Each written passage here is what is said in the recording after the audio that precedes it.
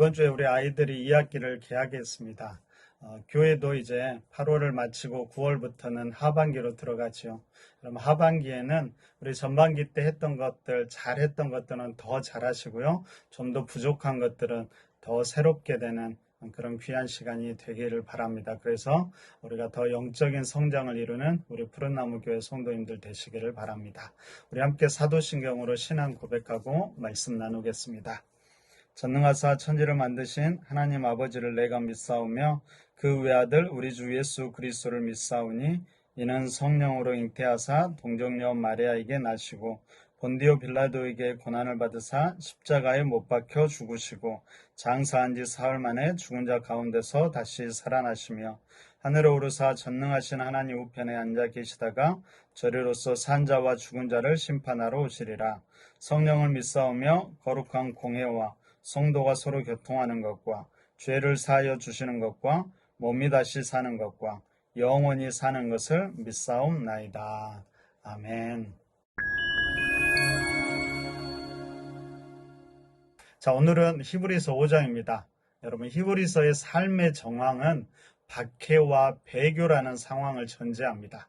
여러분, 로마와 유대의 박해 속에서 이제 기독교인들이 자꾸 옛날 유대교로 돌아가려고 하죠. 그때 히브리 기자는 기독교, 특히 기독교의 핵심인 예수 그리스도가 유대교가 중요시 여기는 것들보다 얼마나 더 위대한지를 말하면서 지금까지 지켜왔던 믿음을 흔들리지 말고 굳게 지킬 것을 권면하고 있습니다. 여러분, 이런 히브리서를 읽을 때 우리가 주목해야 할 두 가지 단어가 있는데요. 하나는 뭐뭐보다 우월하다라는 표현이고요. 다른 하나는 그러므로라는 말입니다. 여러분, 뭐뭐보다 우월하다는 것은 예수님이 어떤 분인지를 설명하는 문장이고요. 그러므로라는 것은 그런 예수님을 믿는 우리가 어떻게 반응하고 행동해야 하는지, 어떤 믿음을 가져야 하는지에 대한 문장입니다. 먼저 1장과 2장에서는 천사보다 훨씬 우월한 예수 그리스도에 대해서 말하고요. 3장에서는 모세보다 우월하신 예수 그리스도, 그리고 4장에서는 여호수아보다 훨씬 더 우월하신 예수 그리스도에 대해서 말하고 있습니다. 그리고 5장에서는 아론 계열의 대제사장들과 비교하면서 아론 계열의 대제사장들보다 훨씬 더 우월하고 뛰어난 예수님에 대해서 이야기하고 있습니다.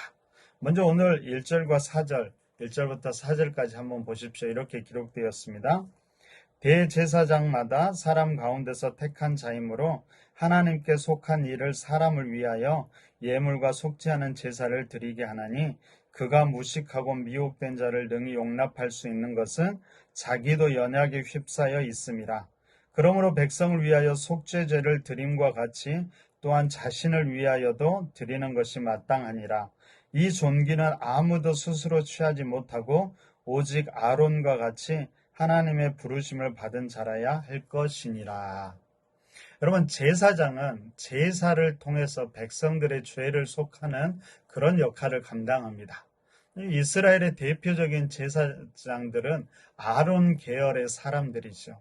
이들은 제사 중에서도 특별히 하나님께 부름을 받은 참 존귀한 직분을 가지고 있었습니다.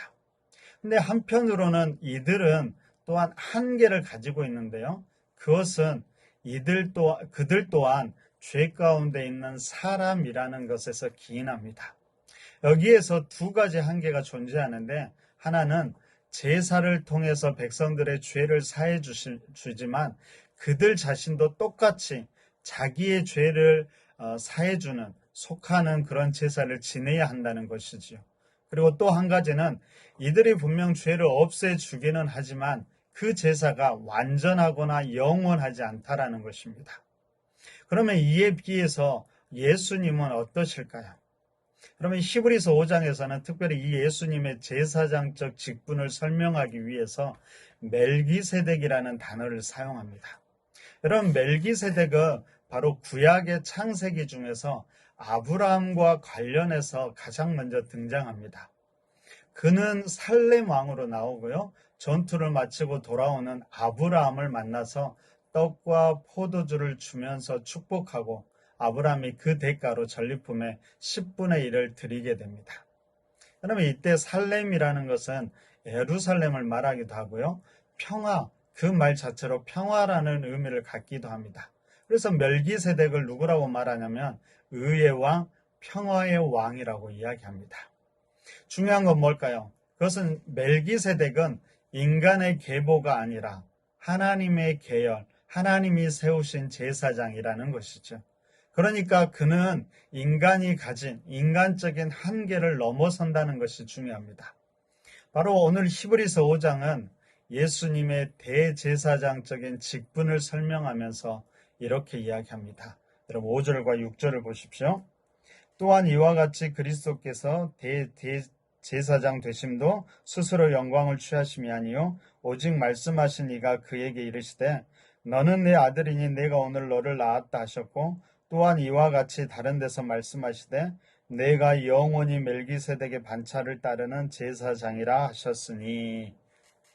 그래서 중요한 것은 여러분 두 가지인데요. 첫째는 예수님은 단순히 대제사장처럼 사역자가 아니라 하나님의 아들로 존재한다고, 하나님의 아들로서 사역한다라는 것입니다. 여러분 이 종과 아들, 사역자와 아들의 차이가 얼마나 큰지 우리는 누구나 잘 알고 있습니다. 두 번째로는 예수님은 인간의 계열이 아니라 멜기세덱의 반차, 멜기세덱의 계열, 다시 말하면 하나님 계열의 제사장이라는 것입니다. 그러면 다시 말하면 이 말은 인간처럼 죄가 있거나 한계가 있지 않다는 말이죠. 더 나아가서 나중에 말씀드리겠지만 이것으로 인해서 예수님이 드린 제사는 바로 완전하고 영원함을 갖게 됩니다. 분명히 이런 예수님은 다른 인간과는 다른 하나님의 아들로서 바로 신적인 요소를 가지고 계셨죠. 근데 여러분 이것만이 다는 아닙니다. 오늘 보면 특별히 7절부터 9절을 한번 보십시오. 제가 읽겠습니다. 그는 육체에 계실 때 자기의 죽음에서 능히 구원하실 이에게 심한 통곡과 눈물로 간구와 소원을 올렸고 그의 경건하심으로 말미암아 들으심을 얻었느니라. 그가 아들이면서도 받으신 고난으로 순종함을 배워서 온전하게 되셨은즉 자기에게 순종하는 모든 자에게 영원한 구원의 근원이 되시고. 여러분 예수님은 신 하나님의 아들이면서도요 육체를 입고 이 땅에 오셔서 심한 통곡과 눈물로 간구의 소원을 올렸다고 이야기합니다.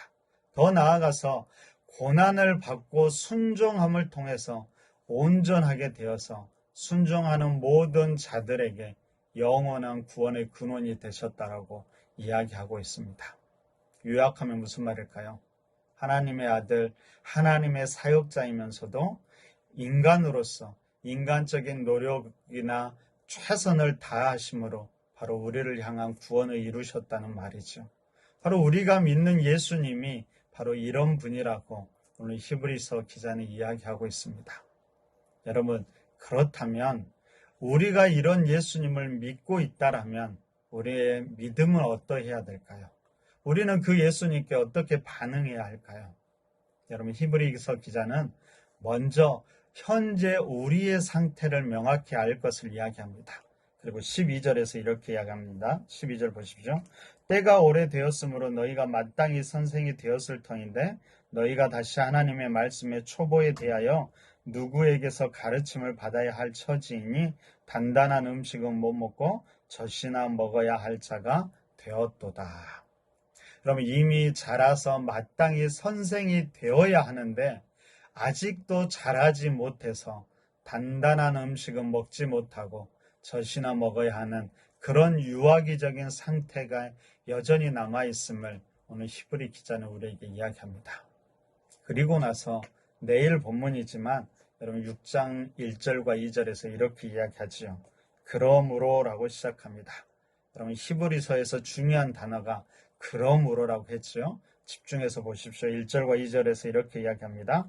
그러므로 우리가 그리스도의 도의 초보를 버리고 죽은 행실을 회개함과 하나님께 대한 신앙과 세례들과 안수와 죽은 자의 부활과 영원한 심판에 강한 교훈의 털을 다시 닦지 말고 완전한 대로 나아갈지니라. 무슨 말일까요? 믿음의 초보를 버리고 이제는 완전한 대로 자라가라라는 말입니다. 완전한 대로 자라가라. 무슨 말일까요? 5장 13절 14절에서 이렇게 이야기합니다. 이는 젖을 먹는 자마다 어린아이니 의의 말씀을 경험하지 못한 자요 단단한 음식은 장성한 자의 것이니 그들은 지각을 사용함으로 연단을 받아 선악을 분별하는 자들이니라. 젖을 먹는다는 것은 어린 아이로서 말씀을 경험하지 못한 자를 말합니다. 반면에 단단한 음식을 먹는다는 것은 이제 장성했다라는 의미로 지각을 사용하고 선악을 분별한다라고 이야기하고 있습니다. 여러분, 특별히 선악을 분별한다라는 것은 무엇이 옳고 그른지를 판단할 뿐만 아니라 그에 따라서 바른 길을 간다는 것까지 포함하고 있습니다. 여러분, 미성숙하다는 것, 이것이 죄는 아니지요. 그런데 그것이 마땅한 것, 당연한 것도 아닙니다. 그럼 건강한 생명은요, 반드시 시간이 지남에 따라 자라가야 합니다. 자란다라는 것은 육체적인 성장뿐만 아니라 정신적으로도 성숙하다라는 말입니다. 여러분, 신앙에서 정신적으로 성숙하다는 것은 오늘 본문처럼, 오늘 히브리 기자가 말한 것처럼 말씀에 따라 옳고 그름을 바르게 판단할 뿐만 아니라 그 옳은 길을 따라서 행동하는 것까지를 이야기합니다. 여러분들은 예수님을 믿은 지 얼마나 되셨습니까? 여러분, 그 기간만큼 여러분 성장하셨습니까? 아니면 오히려 더 퇴보하셨습니까? 여러분, 말씀에 따라 이제 옳고 그름을 판단하며 그 판단에 따라서 행동하십니까? 완전하지 않더라도 그 방향으로 계속해서 가고 계십니까? 그럼 그것이 오늘 히브리 기자가 우리에게 외치는 말씀입니다. 처음에 이야기했듯이 이제 무더운 여름도 이제 지나갔습니다. 새벽에는 제법 선선한 바람도 이제 불더라고요. 그럼 아이들도 이제 2학기가 시작했고요. 새로운 마음으로 2학기를 맞이하고 진행하고 있습니다. 여러분, 교회도 이제 9월부터는 2학기에 들어갑니다. 특별히 하반기에는 가을과 겨울로 접어들면서 성숙의 계절로 나아갑니다. 무엇보다도 우리 푸른나무 교회 성도들의 신앙도 더 성장하고 성숙할 수 있기를 바랍니다. 여러분, 예수님을 더 깊이 아십시오. 그리고 믿는 바를 더욱 굳게 붙잡고 날마다 예수님과 동행함으로 의의 말씀을 삶 속에서 경험하고 실천하시기를 부탁드립니다. 그래야 이제는 젖만 먹는 것이 아니라 더 단단한 음식도 먹을 줄 아는 사람, 더 나아가서 선악을 분별하는, 그리고 모든 상황 가운데서도 믿음이 흔들리지 않는 그런 성숙한 사람이 되었으면 좋겠습니다. 그래서 2학기에는 우리 푸른나무 교회 성도들이 성숙이라는 단어를 꼭 기억하면서 개인의 삶에서, 그리고 인격적인 면에서, 그리고 신앙적인 면에서 그 성숙을 이루어가는 귀한 삶이 되시기를 간절히 바랍니다. 자, 함께 기도하겠습니다. 특별히 성숙이란 단어 여러분 기억하면서 하나님, 우리가 하루하루 살아갈 때마다 더 성숙한 자로 살아갈 수 있도록 인도해 주십시오. 기도해 주시고요. 우리 푸른나무 교회도 그렇게 성숙한 교회가 될 수 있도록 기도해 주시기 바랍니다. 2학기에는 더욱더 우리가 새롭게 되고 말씀과 기도 가운데 거하며, 그리고 말씀과 기도의 은혜도 넘쳐나는 우리 성도들의 삶, 교회의 삶 될 수 있도록 함께 기도해 주시기 바랍니다. 우리 함께 기도하겠습니다.